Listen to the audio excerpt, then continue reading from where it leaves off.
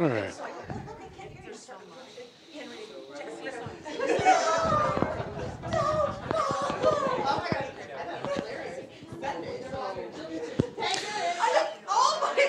All right, let's get started.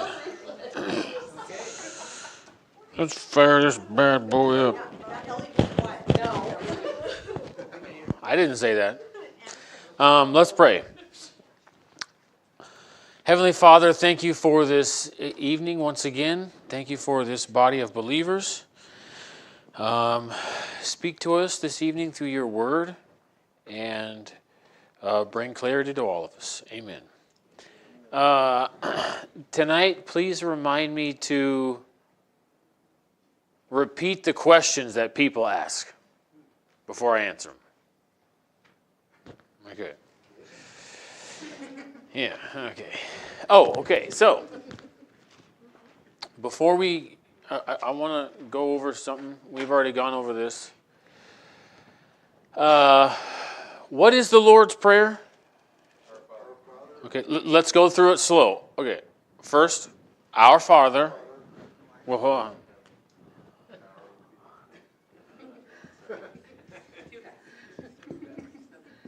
Second part. Hallowed be thy name. Yeah, okay, right. He is what? What does that tell us about the Father? He is holy, and he is where? In heaven. Okay, so what's the next part? Thy kingdom come. Okay, he's also a what? King. He's a king.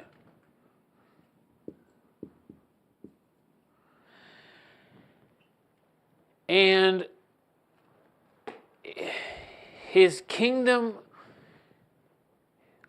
when we say your kingdom come, what are we saying about here? It's not here, right? He is a king, and there is a break between this and us here. Thy kingdom come. What's the second part? Thy will be done. Okay, so he has will. Be done. We'll finish it. On earth as it is in heaven. So again, we're addressing that there's a divide, right? Because his will is done in heaven, and we desire it to also be done on earth, here. We can put here us. So let's keep going. Give us today our daily bread, okay? So what is that idiomatic?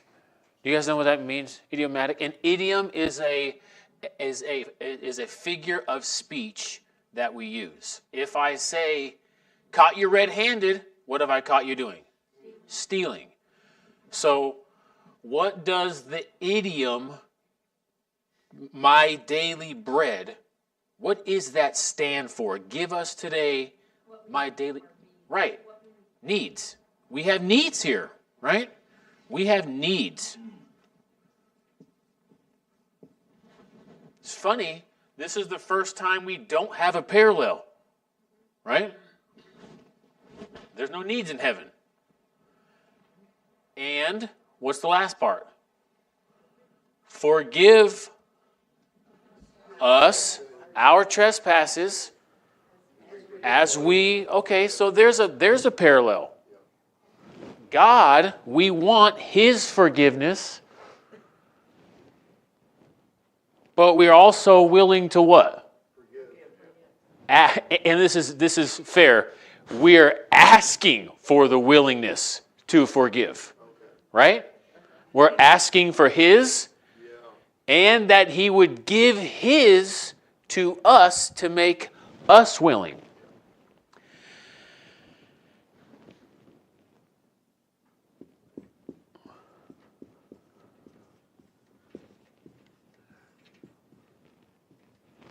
Help us obey your will. Really, that's what that's about. Forgive us that we don't, and forgive our pride when we won't give that to other people. Okay. This idea is going to play out in the next chapters of Revelation.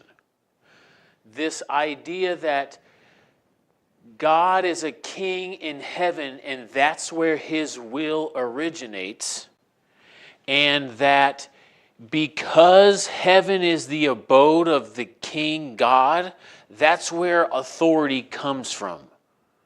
So, starting in chapter 12, the tone of the book gets very visual, and you start to see all these things. And we are watching this line here, heaven, we're going to see over and over. Heaven, earth. And there's a line here, I should have put it this way.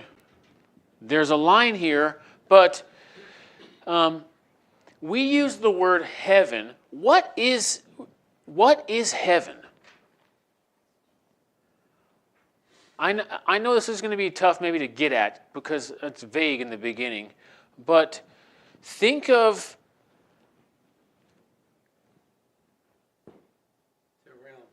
it's a realm. It is a realm. And it has at the top of it a what? So what is it? It's a kingdom, right? Now think, what is this? Temporary dwelling. But does it also have one of these? No. Yeah, yes, it does. No. I'll use Paul's language. The king of this world. Right. That's Satan. And it is a kingdom. The kingdom of the earth. We'll see this represented as Babylon. The kingdoms of the earth. Jesus, we know, I'm kind of skipping ahead here, but He is the king, right? Now, eventually, does this line exist forever? No, right? Eventually, the king of heaven comes down and marries his kingdom with the earth's kingdom, right? And then this line is blurred. In the book, this is the focal point, this marriage where heaven and earth come together and Christ reigns over both of them as one, and they're one kingdom and king are together forever. As this approaches John's vision, this line starts to blur too. Like in the beginning in 4:1, he's caught up. Like he leaves the earth in his vision anyways, and he's like in heaven. And he's in the throne room. And he's now above the crystal sea. He's above the dividing line, right? And then he sees things that are happening on the earth, and then he's back in heaven, but he now sees people that were on the earth in heaven, and in the bowls, we're going to get in the next, from 12 on, this line between heaven and earth is going to start to blur because the merging is starting to begin, these two realms. And as the time of the king and the kingdom get closer, the merging of these two realms get closer, the intensity of it all cranks up. the king who's kind of holding this kingdom captive really starts to fight against the arrival of the actual king, right? So if we're not aware of this style of communication, then this is really bizarre and hard to understand. If we are aware of it, it helps us. Keep in your mind, as in heaven, on the earth. As in heaven, on the earth. Over and over, it's going to be flashes of heaven, happens on earth. Flashes of heaven, happens on earth. Explanation. Flashes of heaven, happening on earth. Flashes of heaven, happening on earth. It's over and over. I'm going to turn this around. I have almost figured this thing out, yeah. And tonight we're going to start to build an actual timeline. Oh, it's this eraser. Of events. I think that's good. For this time period. So let's, first of all, before we start reading, we are going to be in 12:1. What questions do we have so far? Anything? Yes, ma'am. I just wanted to mention, you said the king of the earth is Satan, but we have to remember the verse, greater is he who is in us than he who is in the world. Yes. So Jesus is always Yes. authority. But Satan is In the... us. Jesus in us. Yes, right. Yeah, so the question is, Satan... It's not. It's more of a statement. Like, even though Satan is the king of this earth, Christ in us is still more powerful, and he's the actual king, right? Greater is he who is Yeah. in us than Yes. he who is in the world. Absolutely. On an individual basis. We are fighting the one in the. I mean, there is one in the world, and this is his domain. So, and we're going to get into that right now. So, in 12:1,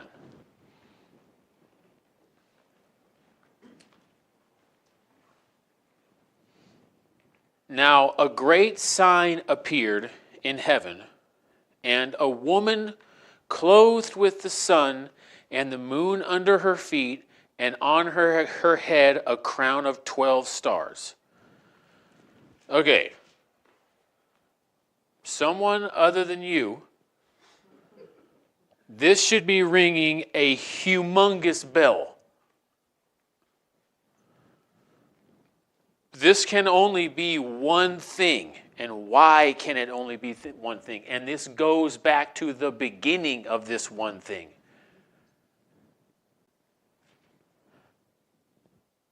Eve, because she's going to have the baby? No, ma'am. But I love the guessing. I'm seriously, go for it. Who cares if we're but this is like this goes back to a dream, a very significant dream.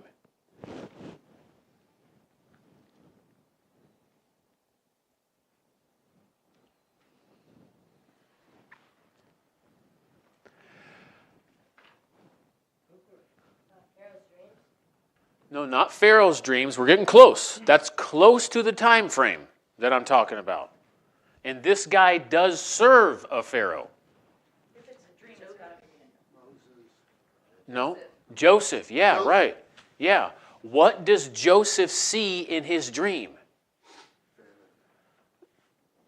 Related to what he's seeing in this sign. Why do his brothers throw him in the cave?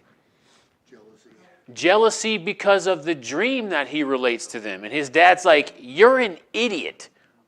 What does his dad say? Are we all meant to bow down to you? What does he sees the sun and he sees the moon. And what do the sun and the moon do? They bow down to him. And doesn't he see stars? How many stars? 12. And they bow down to him. And why is Joseph significant? Without Joseph, you don't have the nation of Israel. It starts with Joseph. It starts with Jacob. But Joseph is the one that protects it and brings it to Egypt. It's because of Joseph that they have that. So this, the sun and the moon and the 12 stars on the crown, it can only be the nation of Israel. This woman is the nation of Israel. And she was with child, and she cried out, being in labor and in pain to give birth. And another sign appeared in heaven, and behold, a great red dragon, having 7 heads and 10 horns. Times, that should be ringing a bell. Where does 7 heads and 10 horns come from? We just read it last week. Daniel. Ringing a bell. Ding, ding, ding, Daniel. So as the reader's reading this, I already know instantly what he's talking about. Oh, the 7 heads and 10 horns. That's that final beast that Daniel didn't ever get explanation for. The one that hasn't come yet. So now I know exactly where this is locked into, right? Yes, ma'am? So I went back, I found where the dream. Yeah. Daniel's dream, but he only had 11 stars there. What's the He's the 12th. He's Yeah, so my bad, 11 stars. But yeah, he's the 12th. Because it's the 11 other tribes, or 11 other brothers. So, this woman, the woman is Israel. Which, by the way, last week I was like, pay attention to 3 signs. She's the first sign. Sign number 1. Israel. What's the second sign? Joseph. No. No. Yeah, the great red dragon. Red is very much a color, like it's a color of violence. But he's the dragon. Yeah.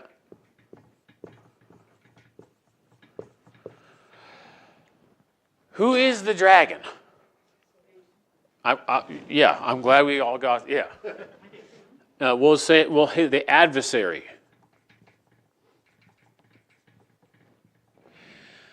Importantly, in the Word of God, this person is actually never ever named.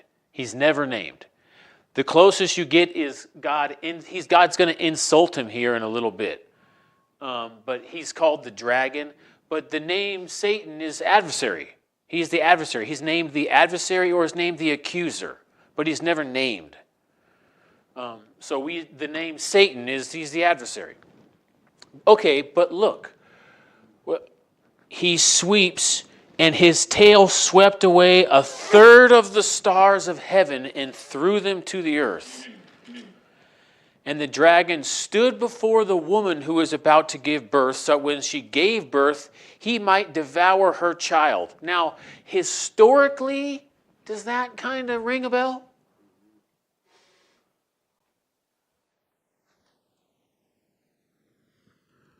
How might historically we have seen on earth the dragon trying to devour the child of the woman?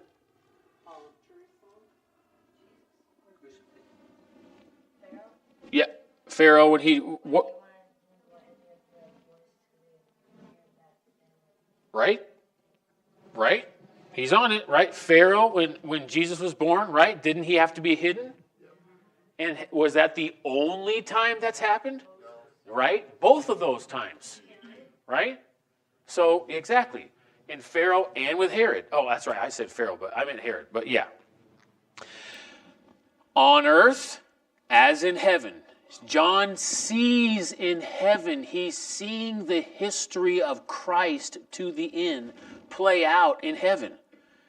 And it happens on the earth. Oh, importantly though,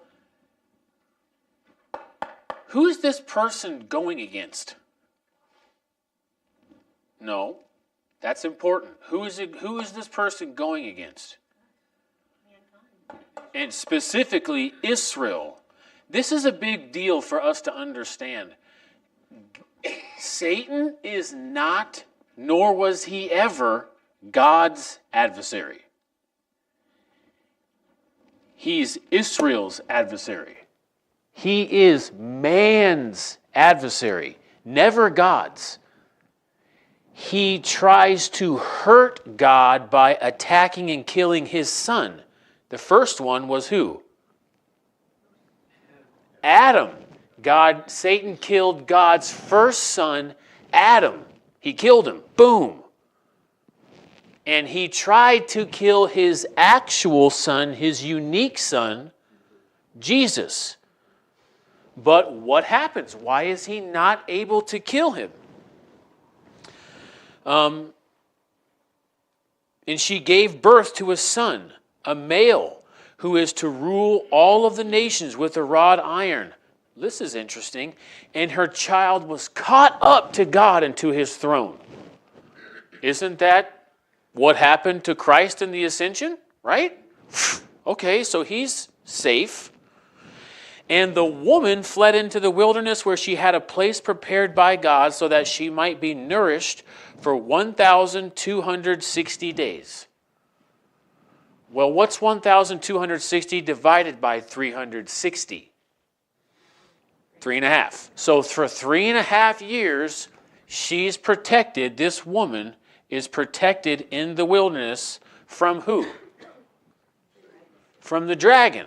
Well, the dragon doesn't really get involved until when?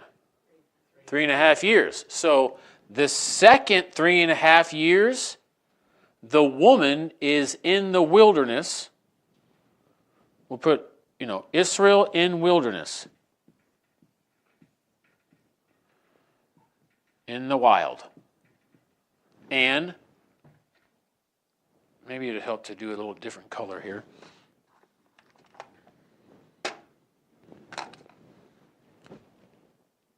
Work with me? Yeah.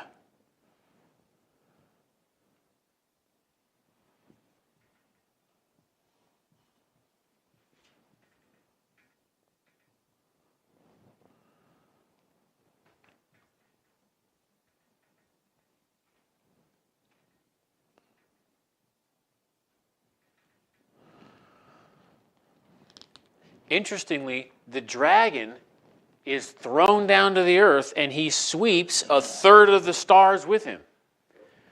What does that mean? The closest we can get is angelic beings. There are references in the Old Testament to him taking 1/3 of the angels. So I'm willing to go there.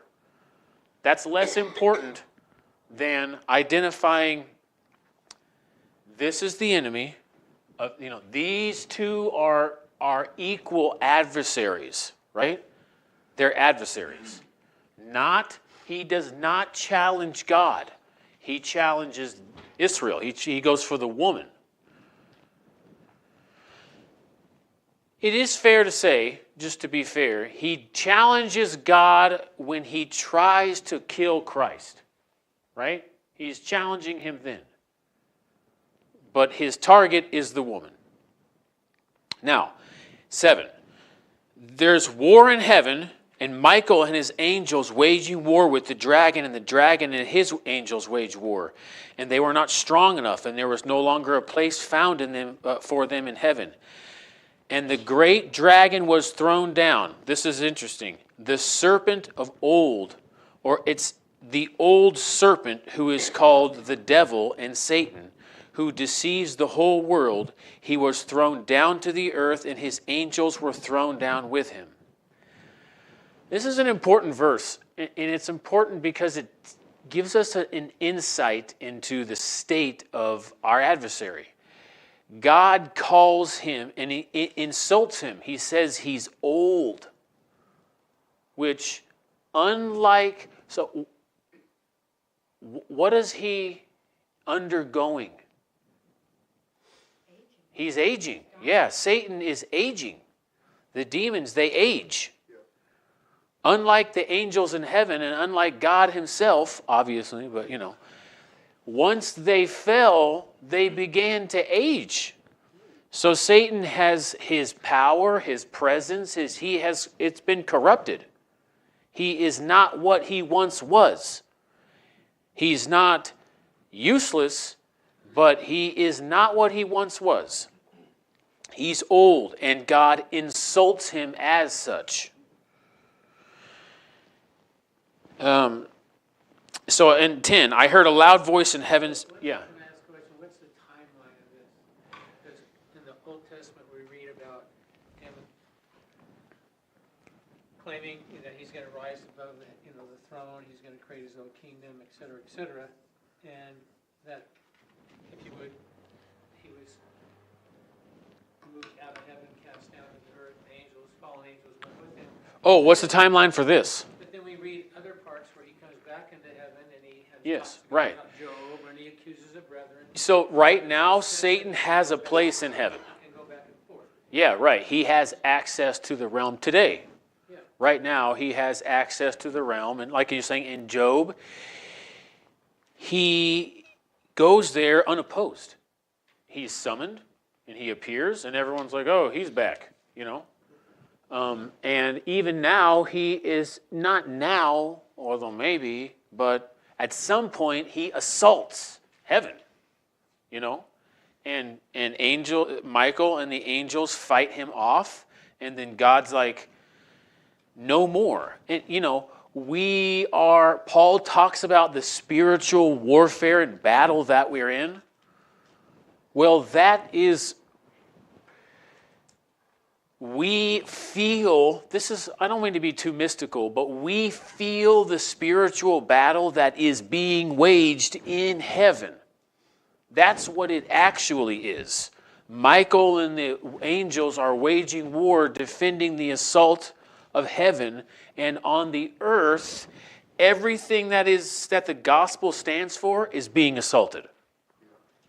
God's signature, the rainbow, now means everything gay and perverted. Children are trying to be, not children, but are being targeted for castration. I mean, babies are being killed. All the things that God stands for are being attacked on the earth because Satan's waging war in heaven.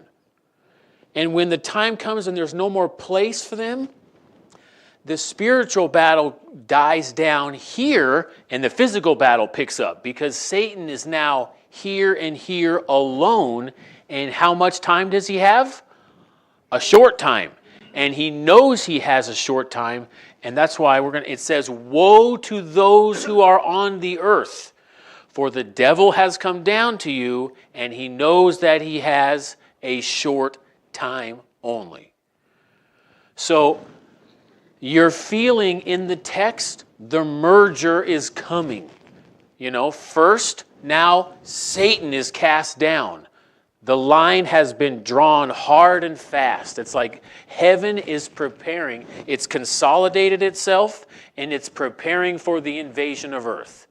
The first thing is to expel everybody who doesn't belong. So all the Satan, all the demons are confined to earth.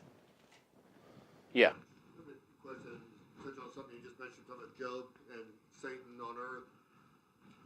Is it this time, I've always wanted to ask this question and wondered, Satan still has to go before God and ask permission. It's like he wanders, kind of like with Job when God, said, what are you doing? He's like, oh, I'm just wandering around. Is there still that aspect? So Satan is never anything but a subject of God. Right.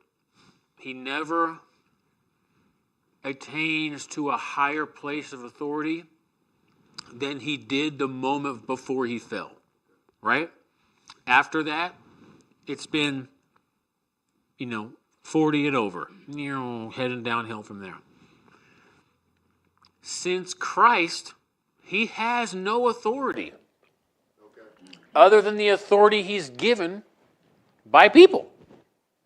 That's what, yes, thank you. Yeah. I'm going to challenge that a little bit.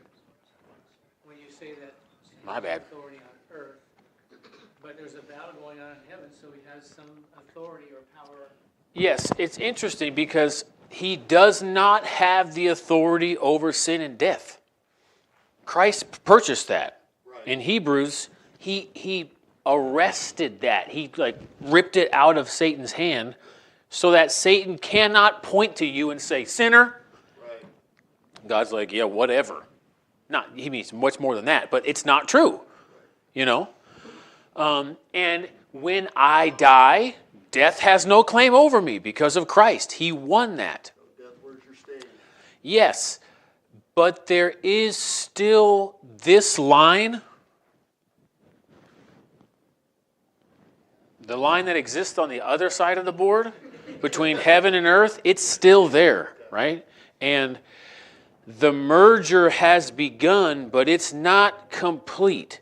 And until it's complete, the king of this world, this is his realm. Like he has nowhere else to go. He can visit heaven right now. I'm not speaking specifically on the functionality of how he moves. I'm just saying he's not confined to here yet, but this is his realm. How do I know that he has authority here? Yeah. No, but there's one thing that tells me he has authority here, and we all experience it every day. Yes, death. The fact that who's a believer? I'm serious. Keep your hands up. Put your hand down if you're not dying. Oh, wow. We're all dying, right? We are all subject to him. We are in the kingdom of Satan. There is death here. He reigns. He reigns. We're getting a little bit Pauline here, okay? Satan reigns in my mortal body. Can I make the mortal body better? No. What happens to the old man on Calvary? Boom, he is crucified as guilty. He's killed. Why? Because he deserves it. It's required justice. Well, what happens to David? He's born what? A new what? Creation. I'm new. I have been conceived by God, new in that moment, separate from the guilty old person. Paul would say there are two different Davids living in the fleshly body. The old David who is subject to the flesh, that follows the fleshly lusts that everyone has. Who here is without sin?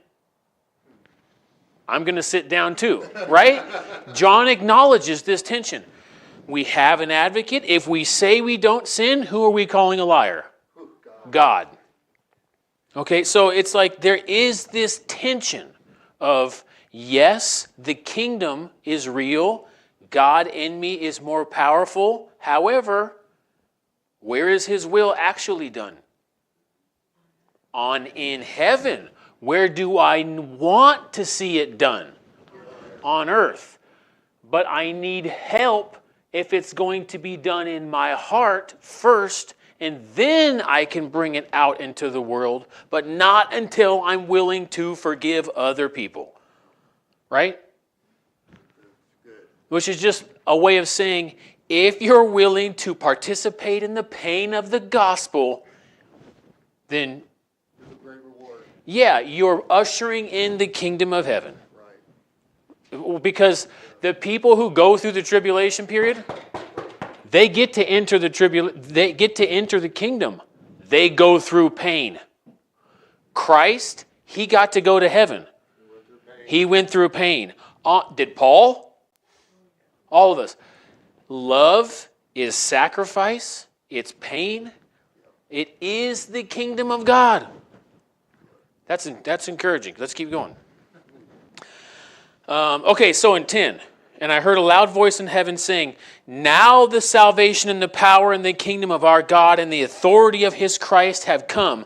For the accuser of our brethren has been thrown down, who accuses them before our God day and night. So look, The accuser's thrown down, boom, and everyone's like, uh-oh, now it's about to happen. Remember, this is not remember, but I'm remembering, so remember for you, when Christ says to the disciples, the generation that sees the sign will see the end. In heaven, they're acknowledging that. Right when the dragon is thrown down, what do they say? Now the salvation and the power and the kingdom of our God and the authority of his Christ have come. Now is the time. Once this happens, you better be ready. You know? I mean, as we age, doesn't time fly? My oldest is in a couple years, he's going to be gone. Right? I remember having, just like yesterday, bringing him home. We had to bring him back, put him back in the battery, kickstart him, bring him back here. He was barely alive. Now he's almost gone. 3.5 years of persecution running for your life is going to go like that. It's going to happen very fast. And they overcame, I'm in 11, and they overcame him because of the blood of the Lamb and because of the word of their testimony, and they did not love their life even to the death. For this reason, rejoice, O heavens, and you who dwell in them. Woe to the earth and the sea, because the devil has come down to you, having great wrath, knowing that he has only a short time. And when the dragon saw that he was thrown down to the earth, he persecuted the woman who gave birth to the child. And the 2 wings of the great eagle were given to the woman in order that she might fly into the wilderness to her place where she was nourished for a time, times, and half a time. 3.5 years. A time, 1 times 2, and a half a time. Half, 3.5. From the presence of the serpent. Why does he call him, he called him the dragon. Why now the serpent? Yes, and what does the serpent bring you back to? Eve, right. Yeah, we're about to settle the old score, right? He's bringing, remember we talked about the nature of the scroll and the envelope structure, how the end comes up. He's setting it up. The 2 realms are coming together. In the beginning, who walked with Adam and Eve? God. So what do we know about the 2 realms in the beginning? They were one. They were one. Now it's about to happen again. Also, okay, so we'll keep going. And the serpent poured water like a river out of his mouth after the woman, so that he might cause her to be swept away with the flood. And the earth helped the woman, and the earth opened its mouth and drank up the river which the dragon poured out of his mouth. And the dragon was enraged with the woman and went off to make war with the rest of her offspring, who keep the commandments of God and hold to the testimony of Jesus. Chapter 12 makes the rapture, pre-tribulation rapture, useless. Because all these people are Christians. Why are they being persecuted? Because testimony of what? Jesus, right, yeah. So why take believers out of the way only to now have a brand new generation of believers that now get punished, but the older believers, that doesn't make any sense, right? These people are Christians. And in that the devil is not able to get at Israel, he now turns his attention to anyone who follows the name of Jesus, right? Now you're all getting it. Also, can you notice in the description how he's looking? It's almost like John standing on the earth, but he's seeing now both at the same time. Right? The serpent's pouring out, the dragon pours out his mouth, a big flood, and the earth opens up its mouth. There's both now, right? This symbolism is not just in heaven. It's now coming down to the earth more directly. It's all coming together. And he stood on the sand of the seashore. And I saw, this is the serpent, or the dragon. And I saw a beast coming up out of the sea, having 10 horns and 7 heads. Again, this can only be one beast, right? This is the beast that Daniel was so afraid of, the final beast. And on his horns were 10 diadems, and his heads were blasphemous names. And the beast which I saw was like a leopard, and his feet were like those of a bear, and his mouth was like that of a lion.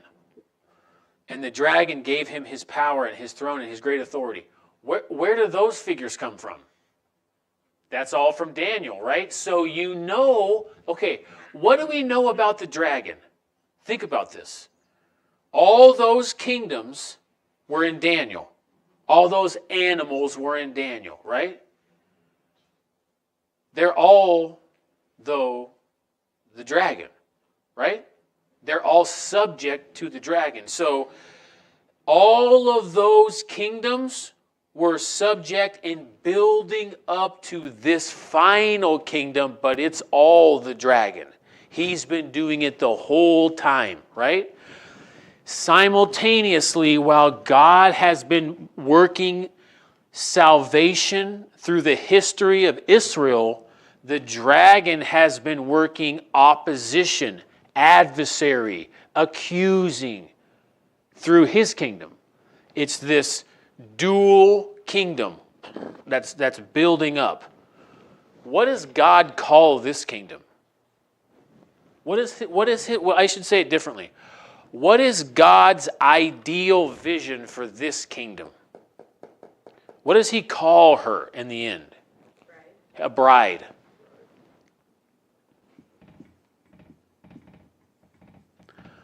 Who does this turn out to be?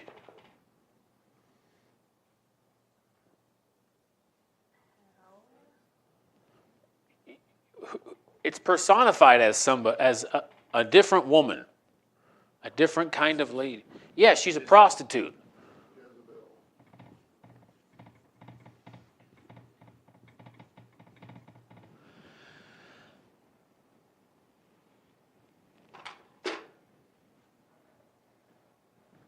Sorry.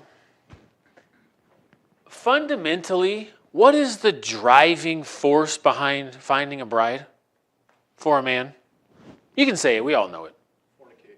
Yeah, well, it's not fornication because she's your bride, right? But you want to have sex, right? Why do people visit a prostitute? Because you want to have sex. Fundamentally, you can say they're the same function. What's the difference? Okay. Commitment. Well, I mean, don't make it spiritual. Relationship. No, that's too spiritual. Love. Nope. There's something exceedingly functional that's so obviously different about these two. Nope. Nope. There it is. He said it. Monogamy. She sleeps with who? Anybody. She sleeps with who? Only you. That's the difference. Because she sleeps with only you, she's what to you? She's special to you. She's unique because who's ever had her but you? No one. Loyal and faithful. Right. And that's a choice that she has to make, right? It's not that she isn't attracted to other people. It's not that no one would pay her to have sex. She chooses to be yours. And that choice makes her valuable. Everyone knows how much she costs every time. And if you're willing to pay the price, you can have her. She's yours. While she's there. While you're there. Right? It's very, very different functionally. He's building this. This is what he wants. Whatever. He doesn't care. Totally different. He'll work with Persia, Media, Greece, Rome, everybody. Yep. No. Israel is my people. Israel. Say there's one God and there's many gods. Yes, right. I mean, it is just so stark and obvious when God lays it out like this.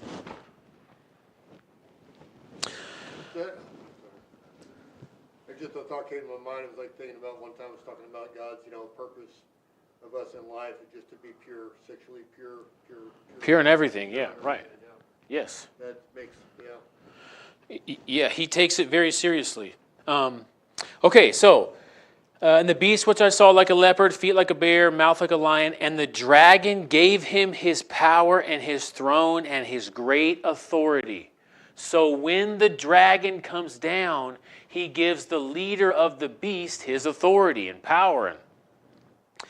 And I saw one of the heads of this beast as if it had been slain, and his fatal wound was healed.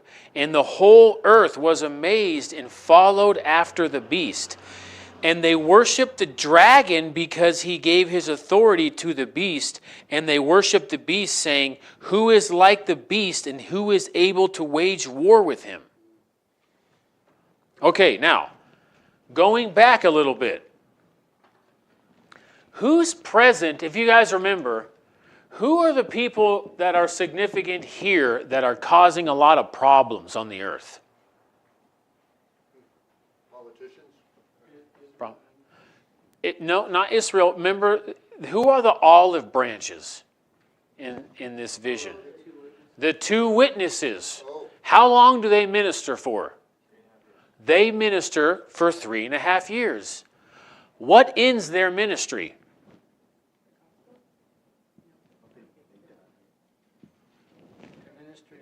They die. Yeah, and the two witnesses. But they are prophesying Yeah. tribulation. They serve the function of John the Baptist. They are coming before, anyways, kind of, that's not fair. They are bringing, they're preaching repentance and all that, and they're judging people, and then they're killed. Funny, they're killed right when this guy comes into power, and he comes into power with a fatal wound that's healed. He's killed. Also interesting, what does God say about people that try to kill these two people? They will also what? Die. So it's highly likely that the Antichrist and these two witnesses have a conflict and kill each other. Satan now indwells the Antichrist and brings him back to life, at which point he becomes the Antichrist, and the people of God have no protection. The two witnesses are dead. And this happens in Jerusalem, by the way.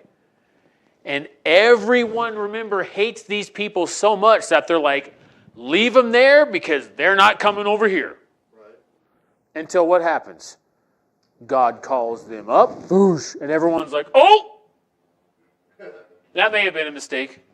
On with the killing, So this is a time frame. Details are starting to come together.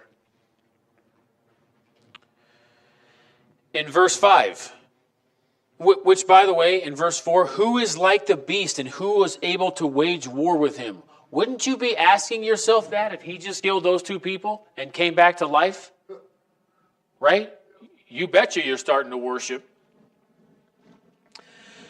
I guess this is as good a time, Vinny. Why do you believe that Jesus can save you? Why do you believe? Because he is omnipresent, which means something is present everywhere at the same time. Okay. Zeus is omnipresent. Osiris is omnipresent. Satan has to get permission from God. But why can Jesus personally save you? Okay. No weapon formed or fashioned against me will ever prevail. That's after, though. That's only because he can save you. Well, why? He did something that is unique. Took my stripes. He did that. He rose from the dead. Without that, it's all meaningless. If he does not raise from the dead, everything he said is a lie. That's the truth. And it's only his power to resurrect himself from the dead that gives him the power to resurrect who? Right. So, interestingly enough, what does Satan do to ignite his claim of kingship on the earth? He resurrects someone from the dead. He imitates the king so that he's like, look, you guys all follow Jesus because he resurrected. I have now resurrected. What does the Antichrist do from that point? How do we know he's the Antichrist? He commits a particular sin. What is it? Abomination. The abomination of desolation. Just look at it. He kills these two dudes. He resurrects. He walks into the temple. I am the resurrected God. I stand before you.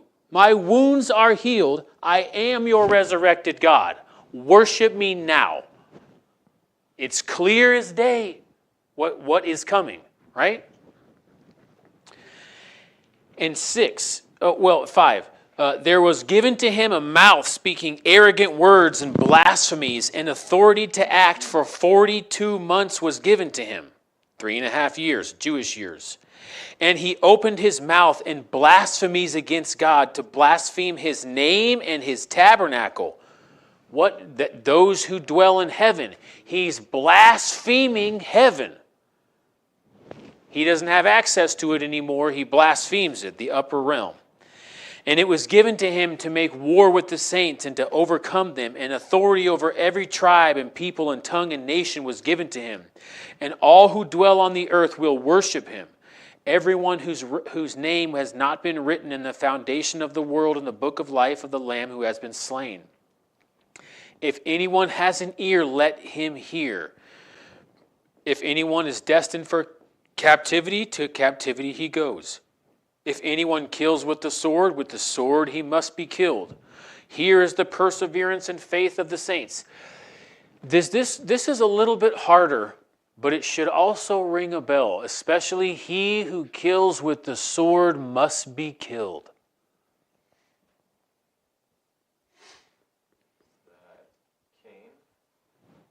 Thank you.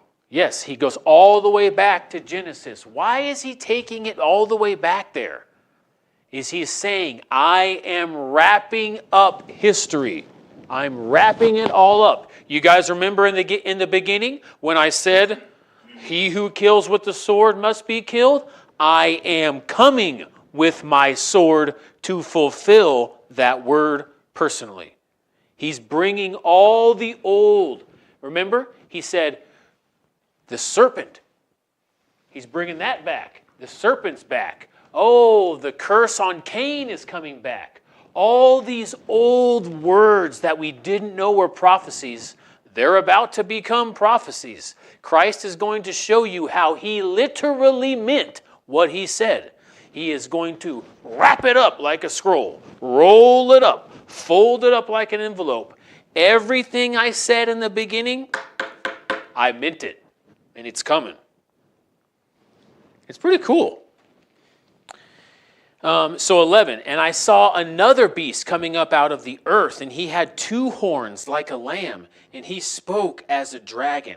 And he exercises all the authority in the first beast in his presence of the first beast, and he makes the earth and those who dwell in it to worship the first beast, whose fatal wound was healed.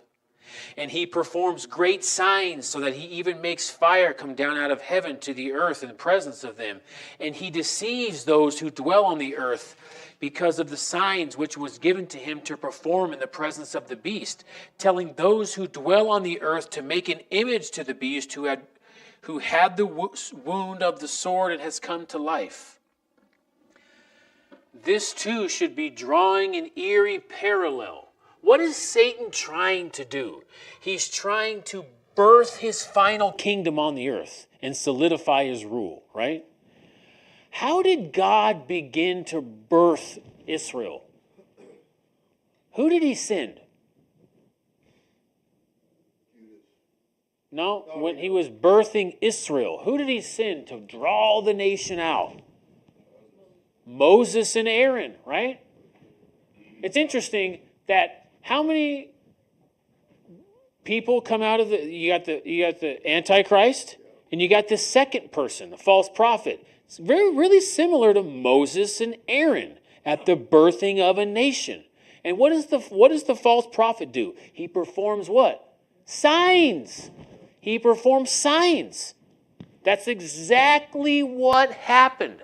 The dragon can only imitate. He's not creative. He imitates what God is going after. He can only follow suit. He can only imitate.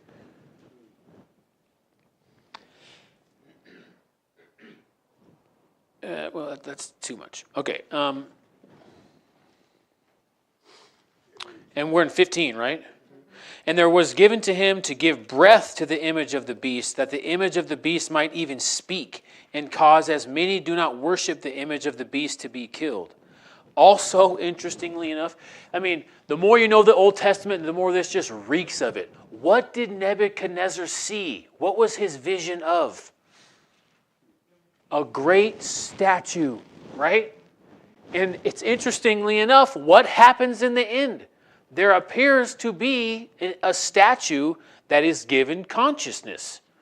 It's all so together, wrapped up nice and tight, you know? So, at that time, those who didn't worship the statue were killed. Yeah, absolutely, right. I mean, it's just like, it's unreal how God is able to just touch on every single, he's just like tiptoeing over history. And just showing you all these footprints, and he's bringing all of it back, and he's saying, look, I am everything. Everything that has ever happened. Every time you've been, all the injustice. When I say that vengeance is mine, I am about to bring it.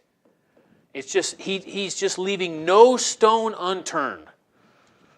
And he's also showing you how every event on earth has only mirrored what has happened in heaven. Heaven is in control. And he causes all, the small, the great, the rich, the poor, the free, the slaves, to be given a mark on their right hand and their forehead. No one should be able to buy or sell except the one who has the mark, or the name of the beast, or the number of his name. Here is wisdom. Let him who has understanding calculate the number of the beast, for the number is that of a man, and his number is 666. We have to talk about this because it's too much fun. But can I, Yeah. so this mark of the beast and all that has to happen in the last 3.5 years. This happens, yep. The mark is over here, yeah. Can't be happening now. No, Can't be- yeah. right. Because this person exists this whole time. I should clarify. This person exists as the leader. He's just not the Antichrist until he's brought back from the dead. That's when he becomes formally the Antichrist, when Satan indwells him. So that's really when he also becomes the beast. So you can't have the mark of the beast until the dragon gives his authority to the beast by bringing him back to life. Does that make sense? So we'll put this as 666 time.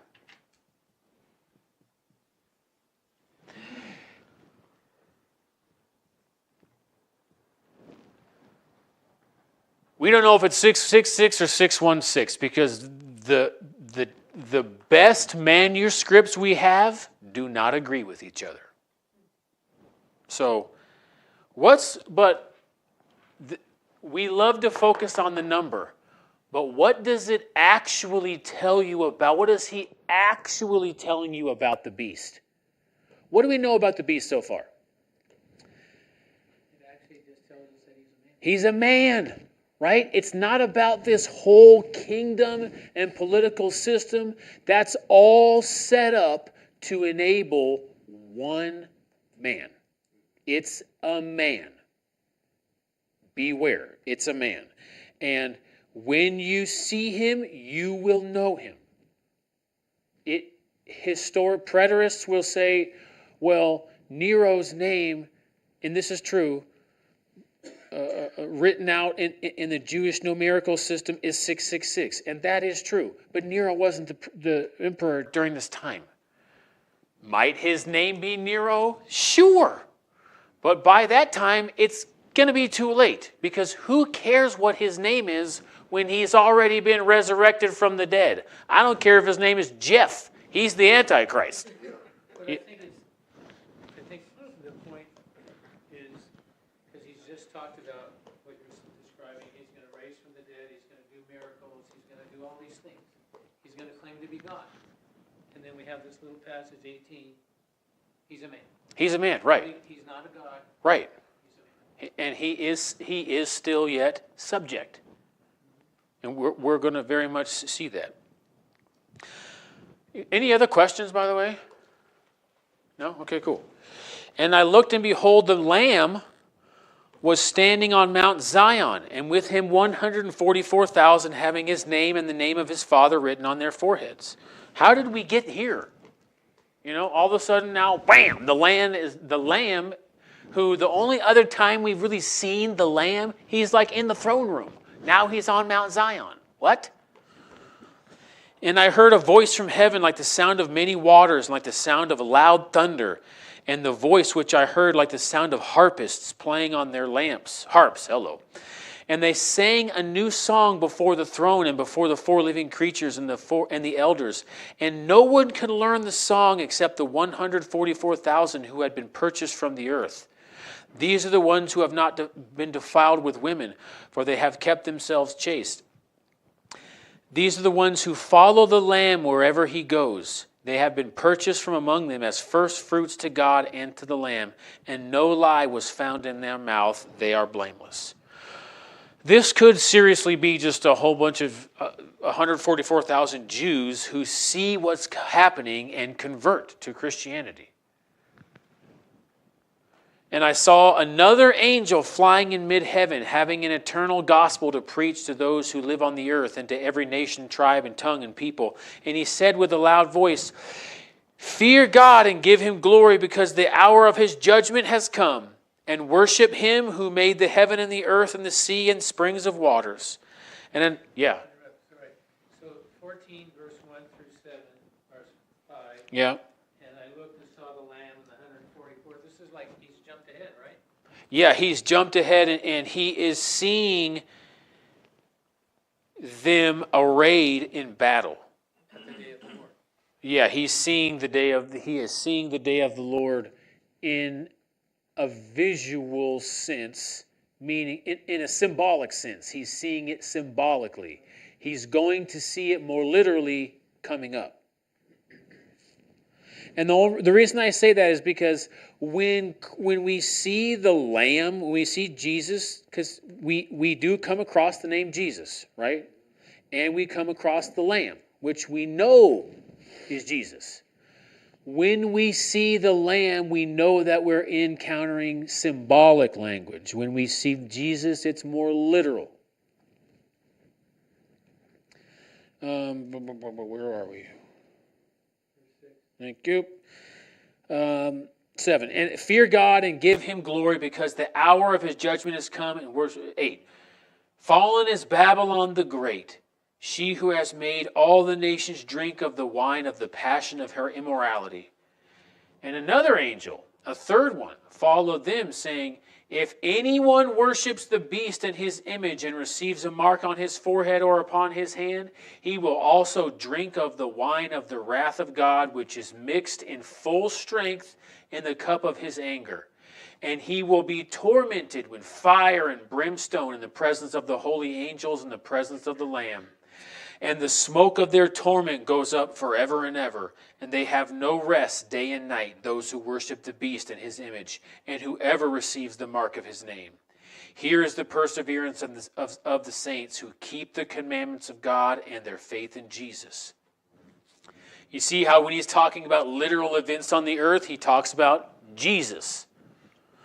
And I heard a voice from heaven saying, "Write, blessed are the dead who die in the Lord from now on. Yes, says the Spirit, that they may rest from their labors, for their deeds follow with them."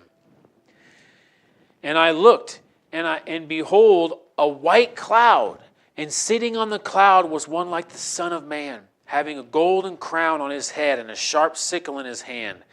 And another angel came out of the temple. This is the temple in heaven, right? Crying out with a loud voice to him who sat on the cloud, Put in your sickle and reap, because the hour to reap has come, because the harvest of the earth is ripe. And he who sat on the cloud swung his sickle over the earth, and the earth was reaped. And another angel came out of the temple which is in heaven, and he also had a sharp sickle.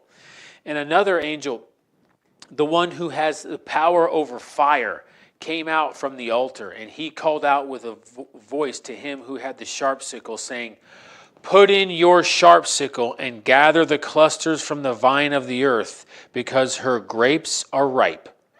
And the angel swung his sickle to the earth and gathered the clusters from the vine of the earth, and threw them into the great winepress of the wrath of God.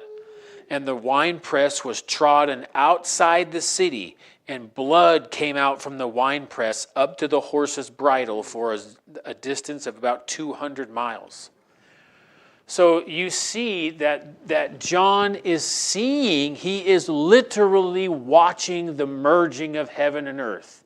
These angels are bringing messages from heaven, and where are they? They're in between, right? They're in the sky. They're not on the earth. They're not in heaven. They're in the clouds. They're talking to the earth, but they're not here yet, right? It hasn't happened yet. Except, we do know that the wine press is going to be trodden outside the city. And what comes out? Does juice come out? No. No, blood comes out. Up to a horse's bridle, a man's shoulder. Up to a man's shoulder for how many miles? About 200 miles. That's funny. That's almost the exact length of the Valley of Megiddo. That the mountain of Armageddon looks over. So for 200 miles, there will be human corpses and blood up from the ground 4 feet up at the end of this battle.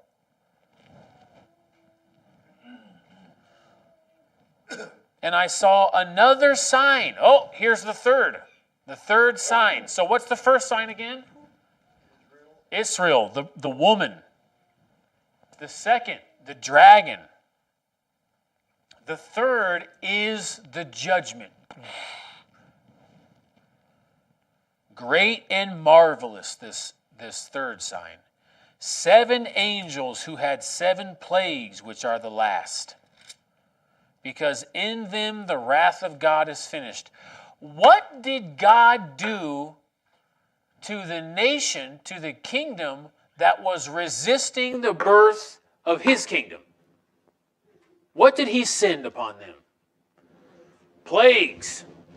And what caused his kingdom, like what caused his enemy to relent? You're right. The increasing severity of these plagues until the death of his son. Right? What does he say about these plagues? He says these are the last plagues. Well, why are they the last? Because the kingdom ain't ever going to be separated from the king again. Right? The first time God birthed his nation, it was a little bitty baby plague. It was a baby show. And it was baby day of the Lord for Egypt. Egypt experienced a baby day of the Lord. The earth is going to experience the day of the Lord now. And in them the wrath of God is finished. And I saw, as it were, a sea of glass mixed with fire. Remember, because who instigated all this? The angel who has the authority over fire. Going back, why is fire a theme here? This is hard. This is upper level.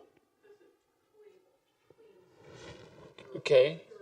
What is happening here? This is a great what is going on the earth. God is what? Sin. This is a what? A big judgment, right? Has there ever been anything like this before? The flood, right? Who did God kill in the flood? Pretty much everybody. What did he say he would never use again? Water.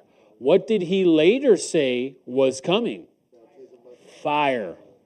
And that the fire judgment was going to be better or worse than the water judgment? Way worse. But I just want to pause for a second. It's going to be way worse than killing everybody. That's pretty bad. I mean, I would have thought you can't get worse than killing everybody. But apparently, it gets worse. And the worst part is, you don't die. That's why it's worse. You live through this judgment of fire. Okay, and I saw, as it were, a sea of glass now mixed with fire. And those, it's too much. Every detail, though, is about the merge. The sea of glass, okay, that's clearly the floor. That is the line that divides. In Ezekiel, remember, he sees everything below this expanse of crystal, he calls it, glass crystal. John gets into heaven, and what's he standing? What does he see? This crystal sea, now fire from this crystal sea has been mixed, and this line now is being thrown to the earth. The line now is not so fast. It's now mixing. It's involved. It's merging. Okay, it's mixed with fire. Those who had come off victorious from the beast and from his image and from the number of his name, standing on the sea of glass, holding harps of God. And they sang the song of Moses, the bondservant of God, and the song of the Lamb, saying, Great and marvelous are your works, O Lord God the Almighty.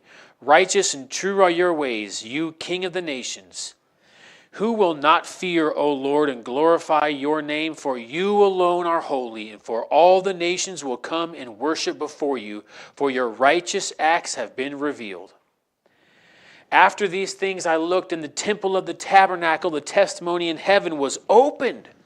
And the 7 angels who had 7 plagues came out of the temple, clothed in linen, clean and bright, and girded around their breasts with golden girdles. And one of the 4 living creatures gave to the 7 angels 7 bowls full of the wrath of God who lives forever and ever. And the temple was filled with the smoke from the glory of God and from his power.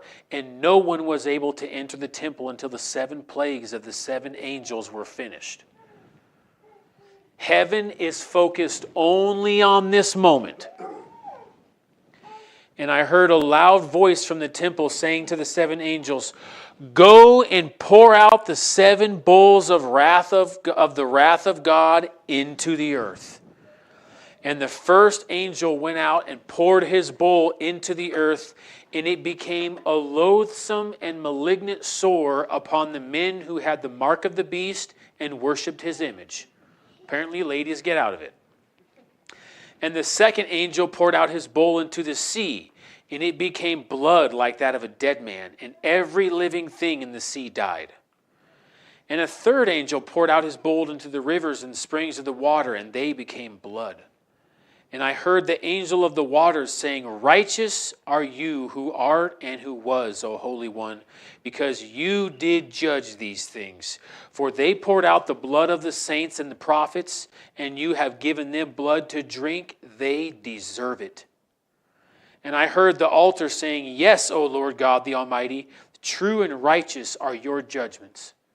And the fourth angel poured out his bowl upon the sun, and it was given to it to scorch men with fire.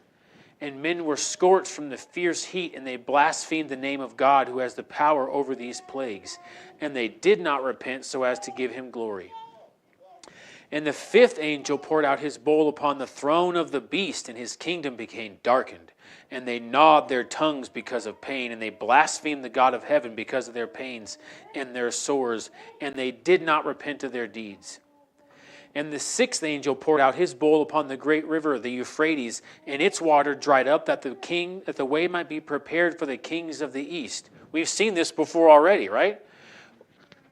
Initially, we saw it was more of a spiritual. They had like all these weird spirits. Well, now we know that they were spiritual because they're representing who these people are. There's 200 million soldiers coming here for this battle. How do we get to 4 feet or a man's shoulder of blood and corpses? Well, here come 200 million soldiers to kill God's people. That's how we get to this. 200 million people come to kill the people of God. Are we still good to go? Okay. And I saw coming out of the mouth of the dragon and out of the mouth of the beast and out of the mouth of the false prophet 3 unclean spirits like frogs, for they are spirits of demons, performing signs which go out to the kings of the whole world to gather them together for the war of the great day of God the Almighty. And he says, behold, I am coming like a thief. Blessed is the one who stays awake and keeps his garments, lest he walk about naked and men see his shame. And they gathered them together to the place which in Hebrew is called Har Mageddon. Har meaning mountain, Mageddon being the name of the mountain. And the 7th angel poured out his bowl upon the air. And the loud voice came out of the temple from the throne saying, it is finished. That should ring a bell too. And there were flashes of lightning and sounds and peals of thunder. Ringing bells. What does that mean? Day of the Lord. And there was a great earthquake, such had not been since man came to be upon the earth. That is a big deal. Listen to this description. So great an earthquake and so mighty. The great city, Jerusalem, was split into 3 parts, and the cities of the nations fell. This is a global seismic event. And Babylon the Great was remembered before God to give her the cup of the wine of his fierce wrath. And every island fled away, and mountains were not found. And huge hailstones, about 100 pounds each, came down from heaven upon men. Now, when it says heaven here, it doesn't mean heaven, the realm, it means the sky. And men blasphemed God because of the plague of the hail, because its plague was extremely severe. So, just like if you guys remember in the trumpets, it's actually the one event of this asteroid coming down and slamming into the earth that kicks off all these things. In the same way, you get in the bowls, you find out that the sun scorches men with heat. Something about the sun changes, and it starts to become toxic to life on earth, and it kills everything, and it gets like skin cancer magnified. You know, it's just like destroying people, except who is it not destroying? Israel, the people of God, those who have a testimony of Jesus. Why does that ring a bell? Because the people who were protected by the blood of the Lamb in Egypt were fine. I mean, it's marvelous how he ties everything together, wraps it up like a scroll, doesn't let you forget anything. It's all circular. Everything rolls back to itself. You see how in the beginning of the first few days, we talked about this Aristotelian logic and how it would be a nightmare to apply that here. It doesn't exist. It's just this rolling idea of watch me beat the crap out of my enemy time and time again. Are you afraid? Never be discouraged. I win in every way. I will be the victory for all of history in this moment. Everything comes down to this moment. It's cool. One of the 7 angels who had the 7 bowls, we got like 10 minutes left, came and spoke with me, saying, Come here, I shall show you the judgment of the great harlot who sits on many waters, with whom the kings of the earth who have committed immorality and those who dwell on the earth were made drunk with the wine of her immorality. And he carried me away in the spirit into a wilderness, and I saw a woman sitting on a scarlet beast full of blasphemous names, having 7 heads and 10 horns. Which is just a way of saying this is the beast. This is that kingdom that opposes itself, that itself opposes God. And the woman was clothed in purple and scarlet and adorned with gold and precious stones and pearls, having in her hand a gold cup full of abominations and of the unclean things of her immorality. And upon her forehead a name was written, a mystery. Babylon the Great, the mother of harlots and of the abominations of the earth. And I saw the woman drunk with the blood of the saints and with the blood of the witnesses of Jesus. And when I saw her, I wondered greatly. And he's like, why are you confused? Why do you wonder? I'll tell you the mystery of the woman and of the beast that carries her, which has the 7 heads and the 10 horns. The beast that you saw was and is not. He's now bringing final clarity to Daniel's vision. The beast that you saw was and is not, and is about to come up out of the abyss and go to destruction. And those who dwell on the earth will wonder, whose name has not been written in the book of life from the foundation of the world, when they see the beast, that he was and is not and will come. Here is the mind which has wisdom. The 7 heads are 7 mountains on which the woman sits. And they are 7 kings. 5 have fallen, 1 is, the other has not yet come. And when he comes, he must remain a little while. And the beast which was and is not, is himself also an 8th, and is one of the 7, and he goes to destruction. And the 10 horns which you saw are 10 kings, who have not yet received a kingdom, but they receive authority as kings with the beast for 1 hour. These have one purpose, that they give their power and authority to the beast. So the beast is personified here as the Antichrist. And the woman is the kingdom. She is the harlot that lays down with everybody. She's been at this since Nebuchadnezzar's time. 18:1, yeah? 18:4, thank you. These will wage war against the Lamb, and the Lamb will overcome them, because he is the Lord of lords and King of kings. And those who are with him are called chosen and faithful. And he said to me, the waters which you saw where the harlot sits are peoples and multitudes and nations and tongues. And the 10 horns which you saw and the beast, these will hate the harlot and will make her desolate and naked, and will eat her flesh and will burn her up with fire. For God has put it in their hearts to execute his purpose by having a common purpose, and by giving their kingdom to the beast until the words of God shall be fulfilled.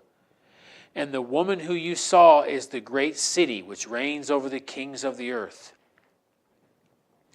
After these things I saw another angel coming down out of heaven, having great authority, and the earth was illumined with his glory. So, can I stop Yeah, you there? yeah. So, from 15 to the end there, it's kind of confusing. What's confusing? How many kings or kingdoms and what the timeline is. And So, an hourly, I'm assuming that hour for an hour is right before the final blow. yes, meaning they are given authority for a moment of time, an hour, just like they have authority here in this time, but they only have authority to serve this moment's purpose. And once this moment occurs, they all lose their authority and the beast exerts itself. They end up hating the beast, but they have to serve it. He exists. The woman is really the central figure. The woman is our willingness to. Okay, it's like this. You know when one business, let's say you have a big business and they put a small business out of business and they're like, it's not personal, it's just business. All the time we allow ourselves to act unethically because we're going to make money, you know? It's surprising, it's shocking to learn the money, the business that was going on between American corporations and Nazi Germany during World War II. Yeah, like almost all their steel came from America. We sold it to them. No kidding. The Ford company gave them thousands of dollars annually.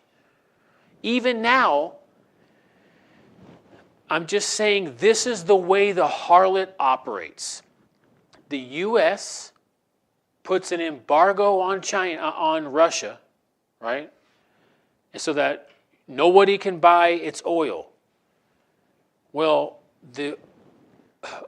Russia sells its oil through a shadow fleet to India, and guess who buys it from India and sells it to Europe at an inflated price? China. The U.S. Oh, US. Wow.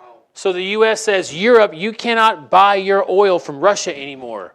You can buy it from us. We'll buy it from Russia and sell it to you at a nice profit. Oh, wow. The harlot will lay down with the enemy to make money.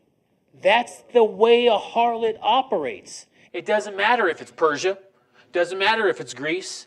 Doesn't matter if it's Babylon. The harlot has been seducing the kings of the earth the whole time.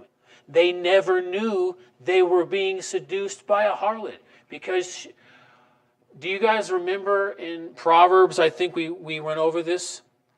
The bride, wisdom, seduces the young man, and so does the harlot. And she does it by saying the same thing as the bride. Satan seduces the kings of the earth by saying, of course you're special. You're the exception. Just follow me. Yes, I'm going to give you this prophet. And yes, of course that's God blessing you. Just follow me over here. God is blessing you. You're getting all this because you're special. You deserve it. It's okay because you're going to use it for good.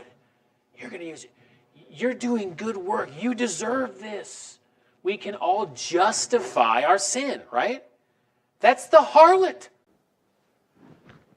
So it's not, the beast here isn't what's in focus because we've already been given that information in Daniel and stuff. It's important. John wants answers. But really what's in focus here is the devastation of the harlot and the fact that she's not going to be around anymore to deceive the nations of the earth and the kings of the earth, who in their desire for fulfillment have been led astray by the prostitute. Easily done. Easily done, right. Let's pause there, because it's been pretty heavy tonight. So, when we first started, you talked about, the circle and then another circle and these judgments, and they're all kind of different ways of seeing the single judgment that's happening. Yep. So I was just going to ask you to kind of put these judgments that we've been reading about here kind of back into that. Yeah, so You can erase that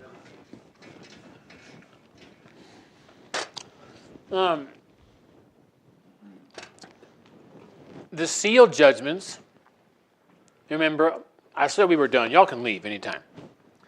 The seal judgments, just give me some characteristics of them. Remember the four horsemen were part of it. There's four of them. There's a conqueror, remember? There's no more peace. There's war. There's famine. And then it ends with a great earthquake and the sun and the moon and the thing, right? Yeah, so we know generally that there's a time coming and it's going to be like this stuff. There's going to be there's a conqueror. There's going to be a conqueror. And there's going to be famine. And there's going to be war. And there's not going to be peace. And it's going to end. I should put it in the middle, really. It's like right here. It's going to, there's something specific, though, because there's one day where there's peals of lightning and an earthquake and the sun, something specific, but before the specific thing, it's real general. Well, then what happens in the trumpets? We have something specific that happens, and it leads to this prolonged series of events. It's much more specific, but surprise, this series of events culminates in this same final event. So it doesn't exceed this, but it's much smaller circle. It's within this larger idea of famine and why is there war? Why isn't there peace? Why is there famine? Well, there's a huge meteor strike that kills a third of the vegetation, and it just puts a massive strain on resources and life and everything. And it just kicks off. Oh, and we learn along the way, there's these two dudes who are just pissing everybody off the whole time. Being like, this is from God because you deserve it. This one's for Jeremiah. The bowls are specifically, this is a very short period of time, almost like 40 days. And it's just plague after plague after plague. Why do we know it must be a short period of time? Because that's how it happened in Egypt. These are the last 7 plagues. The first one sucked. Well, the last ones are going to be like that. And they're going to culminate in this final day. So each one of these, I should maybe have made the first circle big like that. And also, they should have ended here. You're getting increasing detail and exposure. Satellite view, 30,000 feet, ground level. But you're getting a closer view of the same time and the same events, right. And increasing specificity the more you get to here. In that, these last, here on, we know that this is 100% after the second 3.5-year period. This, we don't know in. This is at least 7 years. But we have day counts, specific month counts. We have kingdom counts. We're going to find out. There's a lot of really specific details that we get the closer we get to an understanding of this day. Also, interestingly enough, the further we get, the more reliant John is on you for understanding. John is assuming, when I say John, what John is being shown is the rest of Daniel's vision. He's not giving him Daniel again, right? He relies that John knows the beast. He's John doesn't get it, but he gets the leopard and the bear and the lion. He sees all of it, and he's like, oh, okay. So a lot of these details are given to you. It's a compressed file, is what it is. He shows you the dragon with the beast, and he gives you all those references to Daniel, and you're supposed to be able to see that and decompress that information and bring up all Daniel. You're supposed to see the horsemen, decompress all of it. Zechariah, Ezekiel, you see the Son of Man, the Sea of Glass. Oh, download all that. Plagues, Exodus. Aaron, all of it just decompresses all this information, and he's correlating all of the kingdoms of the world and all this conflict of history and reaching and how it all contributes to this final day of conflict. It's pretty cool. Yeah, and that God is just and right, and that even in the end, they're not mad anymore at God.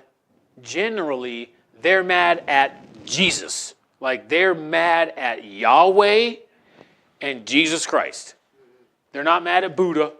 They're not mad at Muhammad. You know what I mean? Like they're mad at the Lamb.